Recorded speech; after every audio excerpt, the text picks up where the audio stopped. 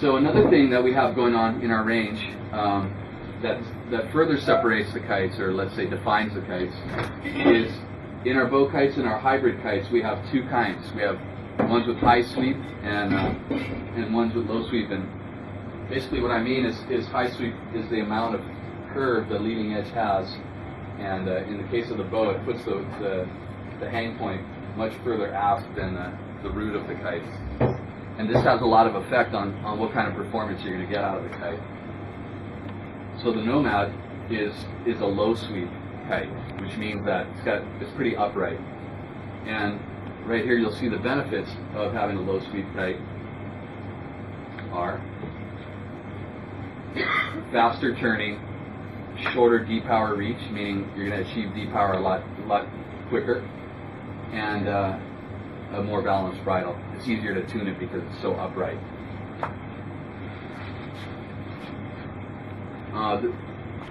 Of our four kites, the Nomad sits as almost having the most C-shaped arc. Actually, the Convert has a little bit more C-shaped arc, but it's really pushed over to that side. To give you an example, the Nomad arc is the darker one, and the crossbow one is the lighter one. So you can see the crossbow is designed to fly much more open, which makes the crossbow, let's say, a lot more efficient in size, but not going to do the things that the Nomad does for freestyle. Here's our new graphics and color schemes, which are getting really well received. I think Nick is just killing it. Nick's our graphic designer. The one that everybody's talking about is the wild card, but the black schemes are also really popular. I'm going to show you a few of the construction improvements that are not just in the Nomad, but they carry through our entire line of kites. One of them that's probably going to be the most obvious to you, most noticeable, is we've got this new material called volet. And when you compare it to, let's say, the industry standard, which is Tajin T9600, it's got a much higher tear strength, like quite a bit higher, on the warp and weft. In the pendulum tests, and I think my designer could probably explain this better, but basically they have a pendulum which swings and cuts it, and they measure the force it takes to cut it. So that's one type of test we have.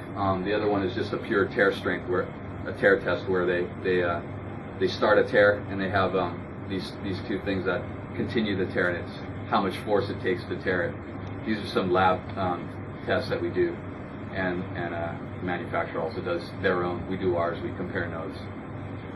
So compared to T9600, we're much higher. Lower elongation basically just means it's lower stretch, and that's can only be a good thing. It's a lot easier to design a kite knowing exactly what's going to happen once you make it.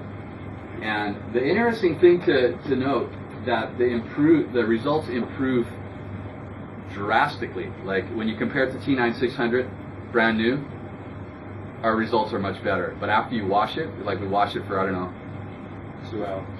2 hours, which it kind of simulates just abuse and use.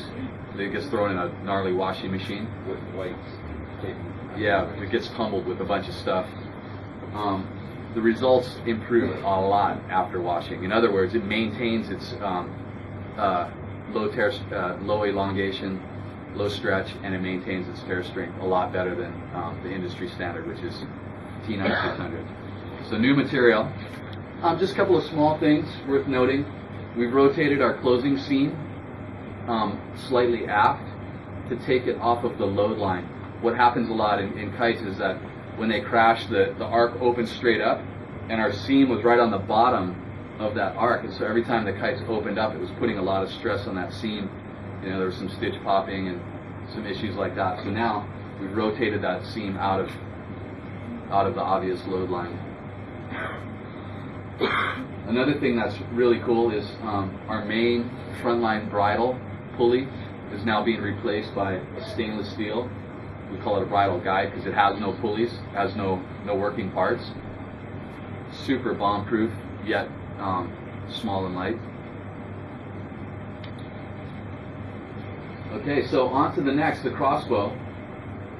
and you'll see it's performance free ride race, meaning that this is probably the highest performing, most efficient kite we have.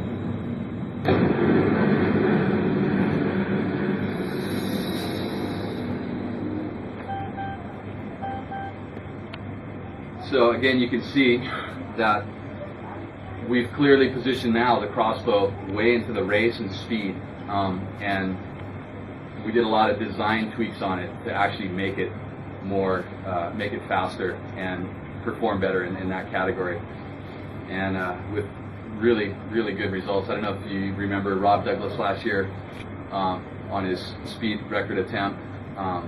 He broke the outright world speed record on a crossbow. Later, somebody broke his record, and then he came within, what was it, like 0.03 of beating the outright world speed record. I mean, so it's obviously a very fast kite, and that was a stock kite. We made a slightly different bridle, but the kite was like out of the factory stock. So this year, hopefully, you'll have better results now that we've actually tweaked it more for speed. You can see free ride race. You can do all the other stuff, but they get low bars.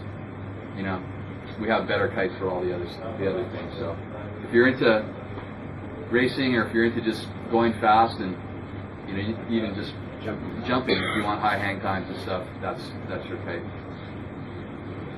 Yeah. So who's this kite for? Again, free riding, racing. It's for guys like Damien-Leroy, who is also on our international team. Not here today, but he's a U.S. national racing champion. And there's Rob Douglas with his fastest time, over 50 knots.